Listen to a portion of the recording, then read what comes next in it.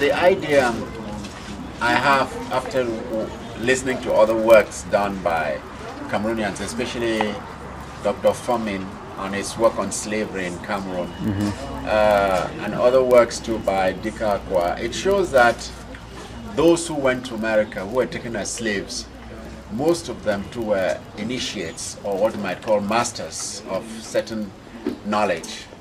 And because it was not just the common people, some people think that only commoners were carried away, but also even royalty, a lot of royalty was taken, a lot of leaders who were captured and sold into slavery.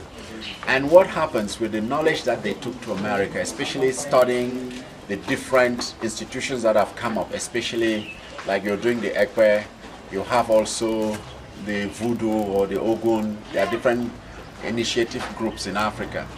And the theory even with initiate groups were that these were schools, they were like universities of knowledge. And in each school, there was always a master at the top. You had masters, but you had the grand master who was like the owner of the knowledge. Why I think that some of those who went to America were even grand masters was because without the grand masters, the law of initiative groups are that you cannot start a group, you cannot start as a founder if you haven't reached the summit of knowledge. So if among the Americas, most of these institutions were recreated, they could only have been created by those who were the grand masters. So meaning that some of the knowledge was actually taken away and leaving only the students, or what you might call the subordinate masters, who might have lost a big part of the knowledge too. So some of the institutions in Africa, the initiate groups that are found today in Africa, might have lost some major elements of the knowledge that went to America. And they reconstituted it here, but without the absolute knowledge. It's just like in a university, you take away the professor and you leave maybe the assistant lecturers. They can continue the way they can, but they will not achieve maybe the fullest knowledge if they didn't have another professor to replace them. So that's how it worked. So I think that in Africa and America today, you have those who had the great knowledge and it remained there, and those that were reconstituted might be half knowledge too. Why I say so is that even there was a lot of specialization in the African initiate groups, even up till today. I cannot be an initiate, and even if I'm a grandmaster, I don't cover the whole circle. So I'm specialist in this aspect, maybe for creating wind, or maybe master in iron.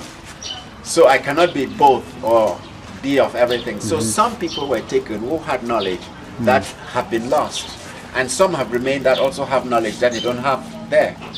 So there's actually a missing link. That's what I'm saying.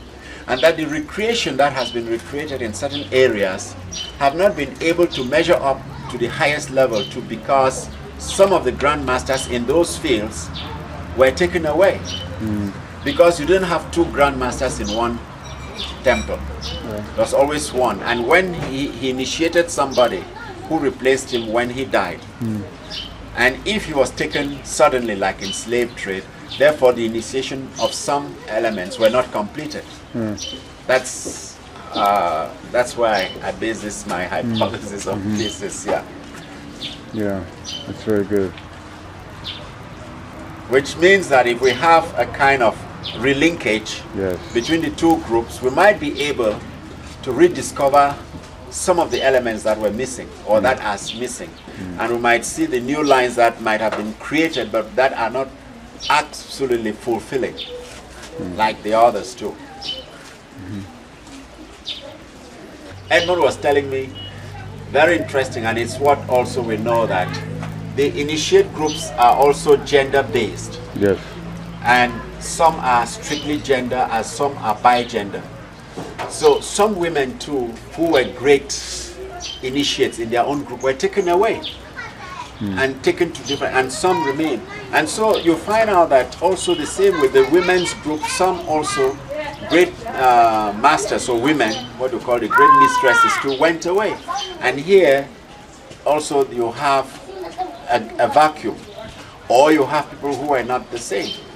So that of America, there's no doubt that most of those who went, who created those institutions, were great masters. Because the knowledge is that if you were not already completely initiated, you could not start a new group. You couldn't. So, but here, the other groups that came up might have just been groups to replace those who were missing. So you'll have the same thing both in the men's group and in the women initiated groups. And you'll have some which were by gender too, that are lost. Especially, I say this because in most of the initiate groups, there are always women. Africa was matriarchal, and some of the groups were ruled actually by women. I know of many in the secret societies today where the leaders are not men but are women, still existing in Cameroon and in Africa. Or the high priestess was a woman. So you have all that breakages, I call them, or the linkages that were broken. And now you can only rebuild them by maybe bringing some of those knowledge back and mixing them, getting them with the other knowledge that is still left.